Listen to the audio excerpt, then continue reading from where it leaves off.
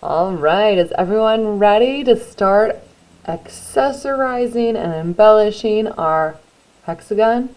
Because that's what we're up to next. So we are going to need that hexagon that we glued previously, and just hopefully it's pretty secure. Kind of do a little wiggle, make sure it doesn't seem like any of it is starting to break. If so, you might want to put some glue on the back side and allow it to dry a little bit more before we start with this next process. But as soon as it feels good and sturdy, our next step is going to be to pick a color of yarn that we would like for this. Now, you could do more than one color of yarn, so it's going to be up to you. I'm going to start with this color here, this green.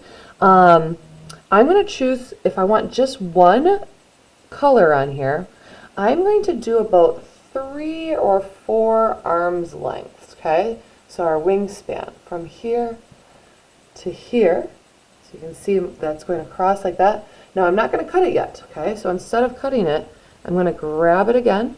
So this is where my hand was holding on that other side, and we're going to pull again. So here's 2 wingspans, and then I might want to do 3 wingspans if I'm going for all this color, and maybe even 4, depending on how much of the maze around our hexagon we would like to have. So I'm going to go ahead and give that a cut now. And you can see I've got quite a bit of yarn ready to go. So once we've got that yarn ready to go, I'm going to find the stick that is closest to me.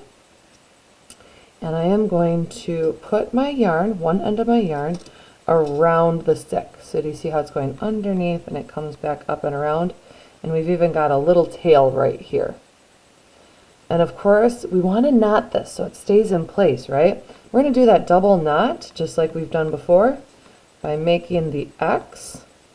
So do we see that X? And actually I'm going to keep it so that the smaller tail, I want that to be underneath.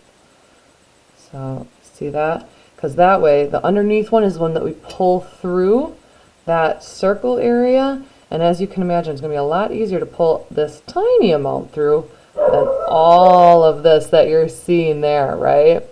So I'm putting that one underneath, and then I bring it through that hoop, and we pull. There's my single knot, but I got to do it again. So I'm going to make the X again. I'm making sure the small tail is the underside. There we go. And we pull it through the hoop again. And we've got a double knot. Congratulations. All right, so I am going to just trim off that little tail. We won't be needing that. If you want to secure that knot with a little bit of glue, you can. But if it seems like it's nice and tight, you're good to go. Okay, first and foremost, I do kind of like to just bundle this all up in my hand. It makes it a little easier to do this next step because I am going to be kind of circling it around this stick like that. Okay, so I'm going to just loop it around a few times. You see how it makes a pretty little design on our stick. And then after maybe like 4, could be anywhere between, let's say 3 and 6. Once I get a few done though, I'm going to send it across to another stick. I could send it to this one, this one, this one. The ones right next to it is a little bit harder, so maybe save that if you want to try that later. Save that for later. But for right now, I'm just going to kind of make sure it's tight, and I'm going to start the same thing again. Circling it around a few times, like that. Maybe I even want to cross over to the other side of my string. I can do that too. That kind of gives it some extra security that it's not going to move out of its place. So once again, I'm just going to wrap that stick a few times. Now I'm going to find a new stick to send it to. Maybe I send it to this one. Okay, so I'll bring it over here and start looping it around. Once again, I can go on both sides of the string. That does help kind of keep the string in place better down the road. Or you can just stick to one side. So here's what that's looking like so far. If you need to pause at any point, feel free to do so. Now, one thing I haven't told you about yet are the beads that we got in our art kit. And you might have extra beads at home too. So you can take those beads and you can add them. Now this can be a little tricky. Sometimes you need to kind of twist it on up. You could even put a little tape at the end there. I'm going to send a bead through my yarn, or the yarn through the bead, I should say, like that. I might even want, maybe I want to do 2 of them on that string. Could do that. And this is just a fun little way to decorate and embellish your yarn maze here. So that's kind of fun, right? Once again, once I get here, oop, I want to bundle that back up. So you can do it this way. You can see that I am able to pull it all through, but sometimes there's a lot and it can take a while. So you could do it that way too, but totally up to you. So I'm going to keep on doing this to different areas, and I can add beads whenever I want to until I decide it either looks like enough or until I run out of string, because that can happen too, right?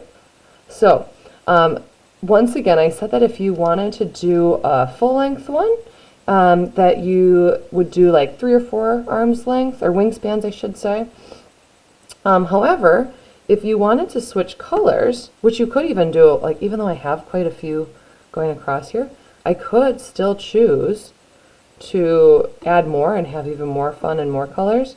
But we would want to finish this one first, right? And then if we choose to have more colors of yarn, we can simply do those same steps over. Maybe I want to add another bead in here. Once again, you can add as many or as few beads as you want, and you can also not have any. Totally up to you. You decorate this as you like. Let's see, I'm going to send this one over here. Maybe I even mix it up with that one. And I'm going to find a nice space here to tie it off so you guys can hopefully see that okay. Maybe right here. So now that I'm thinking like, yeah, that looks good, or at least for this color, maybe I'll choose to do another color yet, who knows? I am going to want to simply double knot this here as well. So this time though, when we're making our X, it's going to have to be inside of the hexagon. So here's that X, the line going down and the line going across. So I need to bring that one around and through the loop. And once again, if tying is newer for you, this is a new skill we're learning, feel free to get your